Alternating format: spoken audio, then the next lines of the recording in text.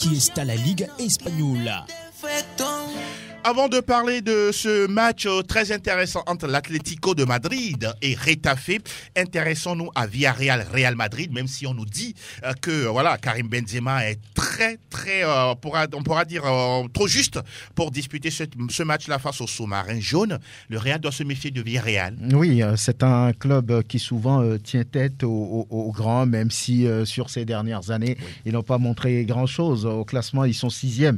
Ils jouent contre le leader. C'est important quand même de gagner des points parce que là, on vise du côté des sous-marins jaunes une place en Europe avec l'entraîneur Unai Emery qui est habitué, on va dire, à ces joutes continentales. Donc, je pense que le Real doit faire très attention. Et sur ce match, on n'a pas envie, on va dire, de jeter Benzema parce qu'il y a un match devant mardi. Donc, on veut le ménager. Peut-être qu'il va disputer les derniers instants de ce match pour se remettre en forme. Donc, c'est un match important parce que derrière, Séville ne faiblit pas. Donc, il va falloir prendre des points pour ne pas se faire surprendre après. Et Félix, d'aucuns critiquent cette équipe d'Ancelotti comme quoi il n'utilise pas bien les joueurs. Quel est votre avis là-dessus sur cette équipe du Real Madrid? Je pense que ça a toujours été compliqué pour un entraîneur ou pour un être humain de gérer un groupe d'hommes. Vous avez sous votre main à peu près 25 joueurs et vous êtes obligé de faire des choix, c'est-à-dire vous choisissez 11 d'entrée et 3 ou 5 qui peuvent entrer en jeu ensuite. Et il y en a même des stars qui restent sur le banc. Il faut sacrifier certains pions pour permettre à d'autres de s'exprimer. C'est comme un jeu d'échecs. Aujourd'hui, on sent que Carlo Ancelotti a fait le choix fort de miser beaucoup plus sur Vinicius Junior et de laisser un Eden Hazard, par exemple, sur le banc. D'accord. Pour l'instant, ça paye. Donc, une fois que ça paye, l'entraîneur ne peut pas satisfaire tout le monde. Même il y en a qui critiquent l'utilisation abusive de Karim Benzema. Je pense que Vous sortez le mot. Ah oui, parce qu'il... Pour vous, il ne doit pas jouer à tous les matchs. Non, pas en étant blessé, parce qu'on a vu que ça a tué la carrière de Samuel Umtiti aujourd'hui, qui a disputé la Coupe du Monde 2018, sur une jambe. Et aujourd'hui, on voit que la carrière du joueur est à la dérive. Donc, je pense que lorsque Karim Benzema n'était pas en mesure de jouer, Carlo Ancelotti devrait quand même respecter la santé du joueur pour le faire reposer un petit peu. Mais vous savez, aujourd'hui, c'est pourquoi moi, j'apprécie énormément Lionel Messi et Cristiano Ronaldo. Ce sont des joueurs, vous ne saurez même pas si ils étaient souffrants ou pas. Ils se donnent toujours à fond, à 100%, parce qu'ils sont les meilleurs de leur équipe. Aujourd'hui, on voit que Karim Benzema, c'est le porte-bonheur du Real de Madrid. Donc, ce serait difficile pour n'importe quel entraîneur de se passer de ce joueur-là. Et malheureusement, aujourd'hui, on sent que ça s'empire. Il pourrait même rater le match aller de cette affiche tant attendue face au Paris Saint-Germain. Donc je pense que c'est un petit peu compliqué pour Carlo Ancelotti. Moi, personnellement, je le comprends parce que ce n'est pas du tout aisé de manager un groupe d'hommes. Alors nous parlons, ça fait jaser en Espagne. La presse est tellement remontée contre Carlo Ancelotti et puis le président Florentino Pérez, comme quoi ils n'ont pas su trouver une doublure à Karim Benzema.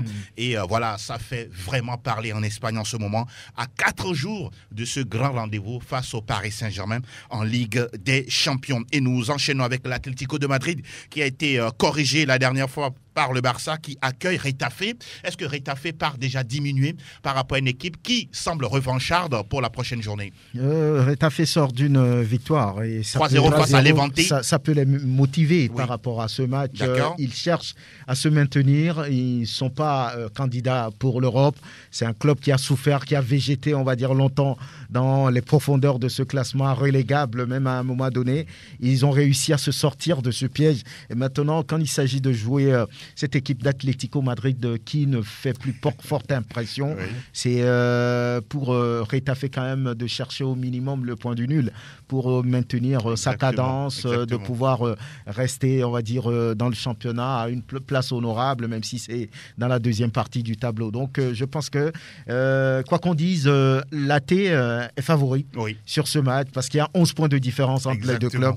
Donc, ce qui veut dire que peut-être les hommes de Diego Simeone vont pouvoir pouvoir jeter leur foudre sur Getafe, qui, on va dire, est à leur portée. Mais ça reste un match de football et les coéquipiers de Djenda Konam peuvent se servir de cette dernière victoire pour faire bloc face aux Colchoneros. Et le capitaine des Éperviers qu'il avait dit entre-temps que l'un des attaquants les plus difficiles à marquer, apprenons Luis Suarez, ça a été compliqué pour lui à chaque fois lorsqu'il se retrouvait en Liga espagnole.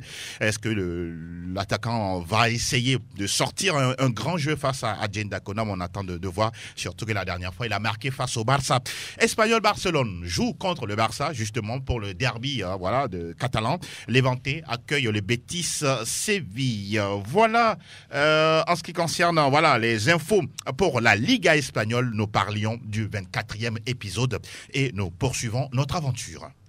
Willkommen zur Total Bundesliga. Total Bundesliga. Nous nous retrouvons en Allemagne pour parler du championnat national. Il y a une affiche qui semble intéressante sur le papier.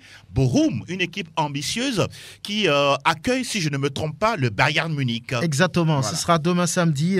Bochum qui fait partie des promus, on va dire, les plus prolifiques. Oui. C'est un club classé 11e par rapport à Greuther Fürth, les deux qui sont venus et qui végètent aujourd'hui à la 18e position. Bochum fait mieux à poser des problèmes à certains grands de ce championnat. Et on verra bien ce qu'il va se passer demain face au Bayern de Munich, qui est le leader de cette compétition. On dira tout de suite que ça devrait pouvoir marcher, réussir pour les hommes de Nagelsmann. Mais attention à cette équipe de Bochum qui ne respecte personne et qui veut embêter tout le monde. Ça pourrait être un match piège pour les Bavarois. On va dire tout simplement que cette 22e journée commence ce soir avec ce match entre Leipzig et puis Cologne. C'est un match entre deux équipes très proches. Leipzig 7e et puis Cologne 6e. Ils sont très proches, donc ça veut dire que les deux clubs ont presque le même niveau en matière de performance cette saison. Et à la suite, on aura également samedi Francfort-Wolfsburg, Mönchengladbach, Augsbourg, Fribourg joue contre Mayence. C'est un match intéressant. Puisqu'il y a 3 points seulement entre les deux clubs. Voilà, Mayence qui avait battu récemment Offenheim, d'Ilas Bebou. Donc Fribourg est 5e, Mayence 10e, mais il n'y a que 3 points, une victoire de Mayence et imaginez ce qui peut se passer. Greuther Fürth, le dernier de la classe, qui accueille Hertha Berlin. Le Bayer Leverkusen joue contre Stuttgart et puis 2 autres matchs à suivre dimanche. Union Berlin et Borussia Dortmund. Match entre le 4e et puis le 2e au classement. Et Offenheim de Ilas Bebou qui va tenter de prendre des points face à Arminia Bielefeld, 15e. Vous l'avez dit entre-temps concernant Bochum, Bayern Munich, 7-0. Match à l'aller. Bon, oui, je vois. Bon, pour le match retour, ce qui est intéressant, c'est que Bochum a pris quelques galons après cette déculottée. A su gagner un peu dans le championnat, a pris, on va dire, quelques notes pour gagner en expérience. Je suis sûr que ça ne va pas être la même gamme, ça ne va pas être le même récital. Et sûr que cette équipe va se faire respecter un tout petit peu aujourd'hui parce que là, ça ne sert plus à rien de prendre une fessée. Vous voulez vous mouiller sur cette rencontre, Félix? Voilà. Non. Non, le Bayern, on parle quand même du Bayern qui reste intraitable. Oui, vous avez sorti l'adjectif, le qualificatif intraitable. On rappelle que Bochum s'est offert déjà le scalp de Francfort cette saison ou encore de Fribourg ou récemment même celui de Wolfsburg. C'est un match de football, même si côté Bayern, il y a des certitudes. Quelques nouvelles de Manuel Neuer, tout va bien? Ça va après son opération? Oui, ça va. C'est réussi. Maintenant, il faut que ça cicatrise bien et que le gardien lui-même récupère vite pour servir son club. Et surtout, il donne de la chance à l'autre gardien. Ulrich de pourquoi pas avoir peut-être 5 matchs, voire 10. Pourquoi pas. Et surtout que le Bayern est attendu en Ligue des Champions, même si l'adversaire n'a pas un pédigré. Grand-chose à faire. Salzbourg. Intéressant que l'ogre bavarois Fertig für das Bundesliga. Et désormais, nous allons du côté de Benvenuto Calcio Italia. Plateau Foot Europe, en direct toujours du studio Messanyame. Ça se passe sur Sport FM et Sport FM TG.com avec Franck Nounyama et Félix Walla. Nous parlons du campionato avec cette grosse affiche qui nous attend ce week-end. C'est le Napoli qui accueille l'Inter Milan, soit le deuxième qui donne rendez-vous au premier. Il y a match, Félix Walla. Oui, il y a match très important pour les Interistes qui doivent distancer leur adversaire après avoir perdu la bataille du Milan. Oui, le derby de la Madonnina. Donc je pense que historiquement, l'Inter a toujours le déçu. L'Inter avec 74 victoires dans cette confrontation pour 49 pour le Napoli. Bon. Et sur les 5 dernières... L'écart est énormissime. Oui, et sur les 5 dernières rencontres, l'Inter a toujours l'avantage. 0 victoire pour le Napoli. La dernière victoire du Napoli remonte en 2020. Donc je pense qu'aujourd'hui, les signaux sont ouverts pour l'Inter de Milan, qui, que ce soit en termes d'effectifs ou de qualité de production de jeu, est quand même en avance sur le Napoli. Mais vous savez, cette équipe napolitaine reste toujours une équipe dangereuse pour n'importe quel adversaire avec Victor Osimhen qui est capable de marquer dans n'importe quelle situation, à n'importe quel moment. Donc, qui a même marqué la journée précédente face à Velice. Effectivement, donc aujourd'hui, je pense que Lautaro Martinez, le duel Lautaro Martinez-Vicente Osimhen, très entendu. Donc vous attendez ce duel-là entre l'Argentin et le Nigérian? Parce que ce sont des joueurs, pour moi, qui essayent de se ressembler au niveau de leur profil, même dans la façon de jouer. De la tête, du pied droit, pied gauche, déplacement et autres. Effectivement, même si morphologiquement, ils sont un petit peu différents. Oui, Osimhen est un peu plus longiligne, plus grand. Et comme Martinez, un petit peu plus gras. Plus trapu, on pourra dire. Oui, je peux dire. Franck, si l'Inter perd, attention. Oui, c'est un match à ne pas perdre pour les Nerazzurri. Après avoir perdu le derby de la Madonnina, les coéquipiers de Lautaro Martinez sont comme obligés de gagner face au Napoli. Les statistiques le disent, Félix l'a dit, il n'y a rien à faire à ce niveau. Maintenant, un match reste un match. Napoli est en confiance. S'il gagne, il passe devant l'Inter de Milan, qui, rappelons-le, a un match en moins. Donc, c'est un match très, très important. Et moi, je pense que la pression se retrouve du côté Nerazzurro. D'accord. Et il faut faire très attention dans ce match lorsqu'on sort battu de ce derby. Psychologiquement, ça donne un coup et j'ai envie de dire que Napoli pourrait profiter au-delà des statistiques qui ne vont pas à leur avantage, pourrait profiter d'un tel match. Donc, attention à l'Inter Milan. Est-ce que l'entraîneur du Napoli a pris des conseils du côté de celui du Milan pour battre l'Inter? C'est dans la question. On rappelle que l'Inter a la meilleure attaque du championnat, 54 buts. La meilleure défense appartient au Napoli, 16 buts seulement encaissés. Attaque contre défense, qui aura le gain du match? La question reste posée. On aura tout le temps de revenir là-dessus lundi dans Plateau Foot Europe. Et nous parlons toujours du Campionato pour évoquer d'autres affiches. Pour le compte de cette 25e journée, il y a la Lazio Rome qui joue face à Bologne, Torino Venice. Dimanche, on aura un intéressant Milan AC Sampdoria de Gênes. Sûrement que les Milanais vont guetter le résultat entre le Napoli et l'Inter. Et puis Empoli Cagliari, Sassuolo, AS Rome. Je voudrais qu'on s'arrête un peu sur l'AS Roma avec José Mourinho qui a encore sorti des phrases mouriniesques, qui a traité ses joueurs de se chier dessus, surtout après l'élimination en quart de finale de la Coupe d'Italie face à l'Inter Milan. Du Mourinho, c'est tout craché. Il traite ses joueurs de petits joueurs. Ça, c'est du Mourinho, ça ne devait plus étonner. Je pense que les joueurs aussi abusent, ils en font de trop, oui. Il faut à un moment donné qu'ils prennent les responsabilités sur le terrain. Après tout, le coach ne met pas la balle dans les filets ou le coach ne défend pas sur l'adversaire. Mais est-ce que c'est pas facile d'accuser ces joueurs? Je ne crois pas. Aujourd'hui, José Mourinho, moi, je l'ai senti un entraîneur qui se réinvente du côté de l'Italie. C'est un entraîneur qui essaie de revenir par la petite porte sur le devant de la scène, mais il est aussi dans une équipe qui n'est pas trop bankable, si je peux le dire. Oui, parce mais que Mourinho, on le connaît, il aime les grands clubs avec de forts budgets. Oui, c'est ce que je dis, c'est lui-même, il est un entraîneur bankable, alors qu'il se retrouve du côté de l'AS Roma qui aujourd'hui traverse aussi quelques difficultés, ce qui n'est pas un club bling-bling. Qui ne peut pas s'offrir des joueurs à 30-40 millions d'euros. Voilà, aujourd'hui, Mourinho est obligé de se faire prêter des joueurs. Même Tammy Abraham, il a fait des pieds de main pour l'arracher du côté de Chelsea. Je pense que si José Mourinho aujourd'hui se met à taper sur ses joueurs, il a raison. en quelque sorte. Parce que pour avoir suivi quelques matchs de l'AS Roma, oui. Il faut que les joueurs aussi apportent ce petit quelque chose. C'est ce que vous voyez. Moi, je pense que l'AS Roma est à sa place parce que là, vous l'avez dit, c'est un club qui ne joue pas les premiers rôles. Exactement. La Louve n'est pas comme l'Inter, n'est pas comme le Milan, le Napoli, la Juve. La Louve, c'est un club qui se cherche.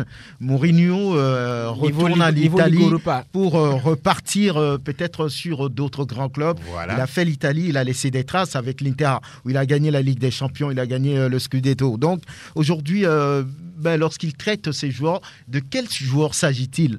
Est-ce qu'il y a un joueur de renom, un joueur qui peut faire la différence ? Jordan Verretou, laissons ce joueur français. Mkhitaryan, il quitte Arsenal pour venir en Italie. Ouais, c'est pas un joueur, il a du talent, mais c'est pas un joueur qui peut changer, on va dire, classe mondiale. Oui, le cours d'un match. Donc la Roma aujourd'hui est à sa place. Oui. Il faut mettre les moyens, il faut réinventer. Il en fait de trop selon vous ?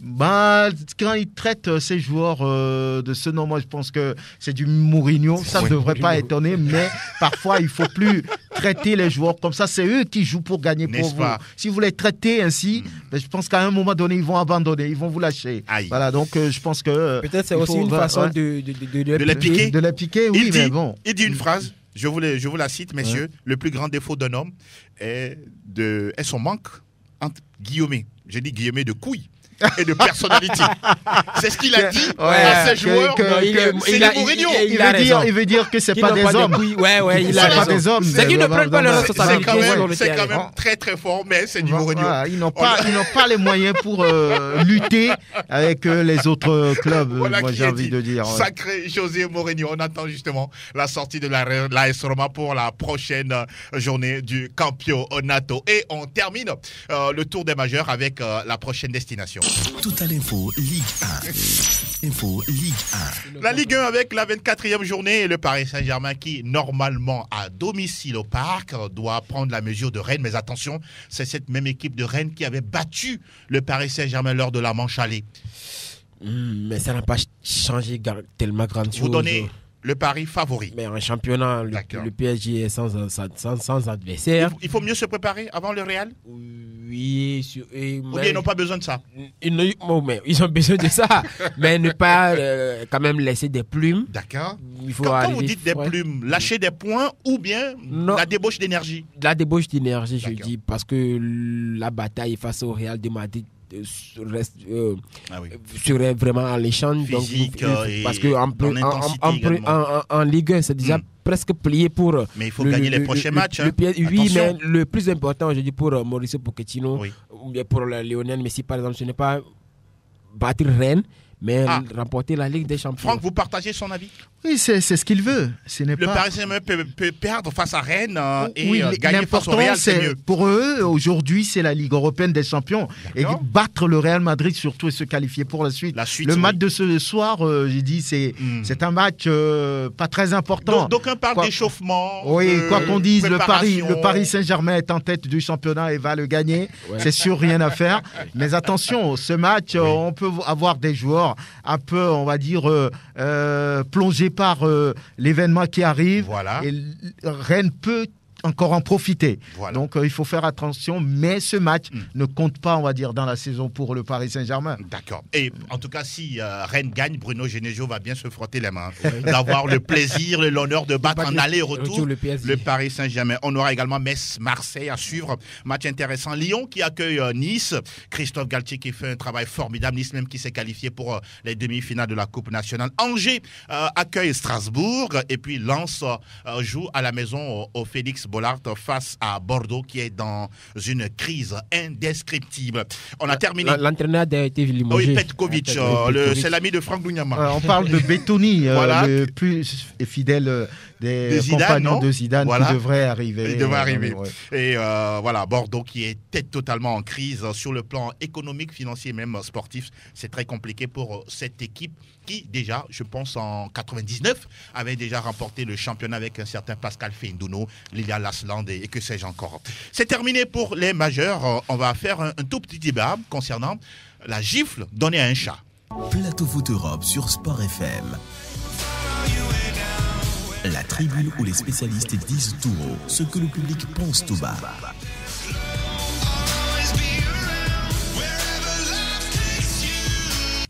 En semaine, oui, la vidéo a fait le tour des réseaux sociaux. Elle est devenue presque virale.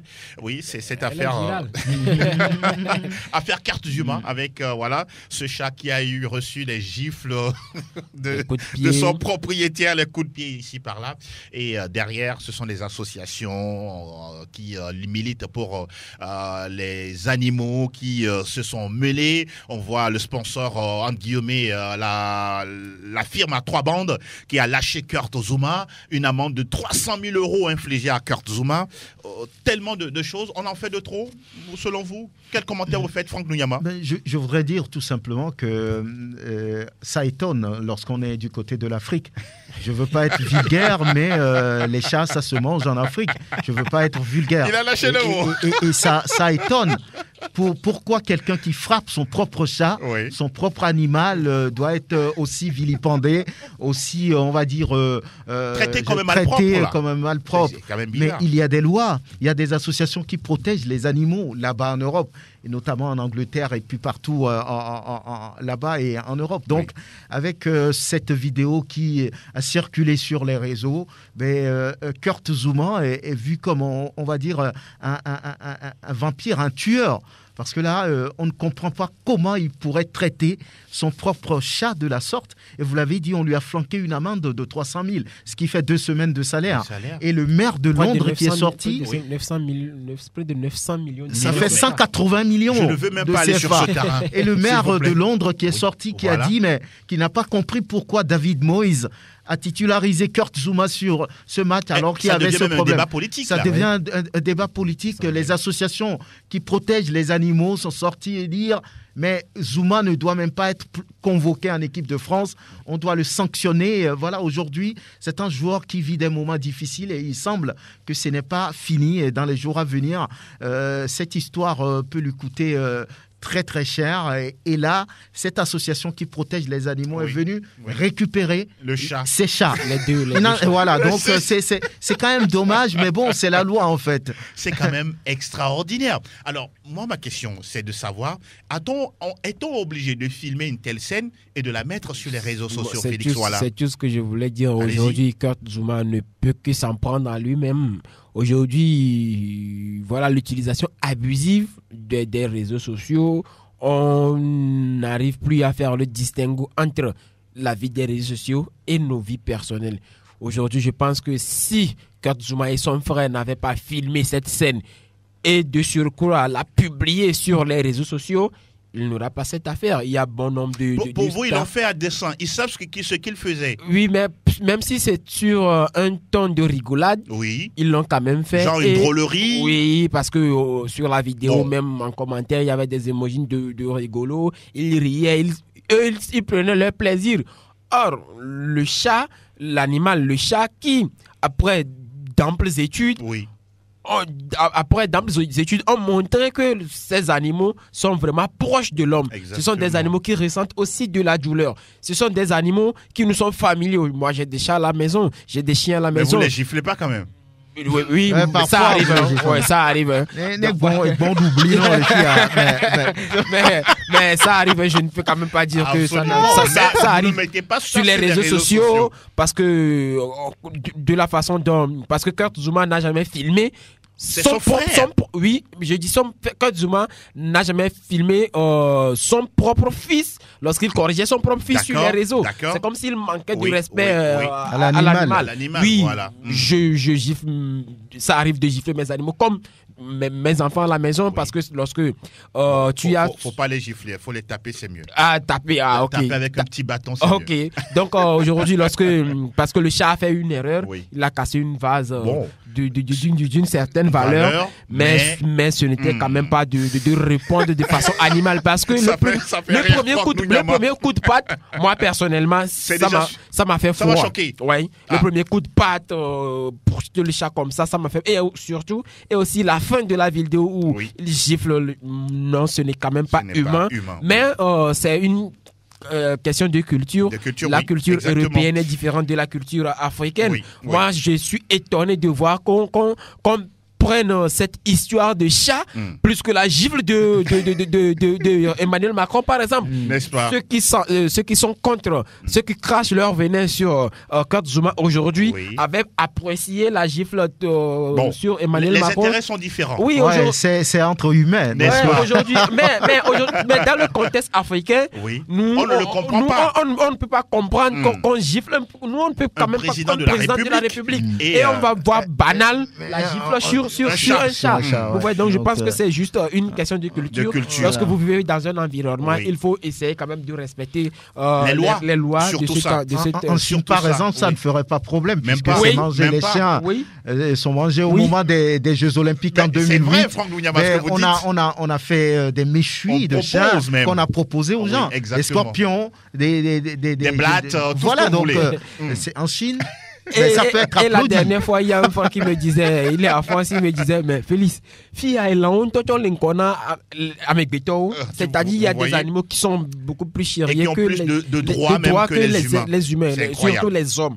Donc il faut juste respecter son et environnement. Au passage, il faut rappeler que Kurt Zouma et son frère également a été suspendu par son club. Il évolue en 5e division anglaise. On l'a mis de côté et on attend de voir la suite de cette affaire. C'est quand même assez extraordinaire. Angelo, de la façon dont ils ont lâché la meute derrière Kurt Zouma sur cette affaire il de va chat, pas s'en sortir. Sur cette affaire de chat, il faudrait quand même qu'il le fasse avec la même énergie sur les discriminations, le racisme, l'homophobie, etc. Il ne faut pas qu'il y ait de poids, de mesure.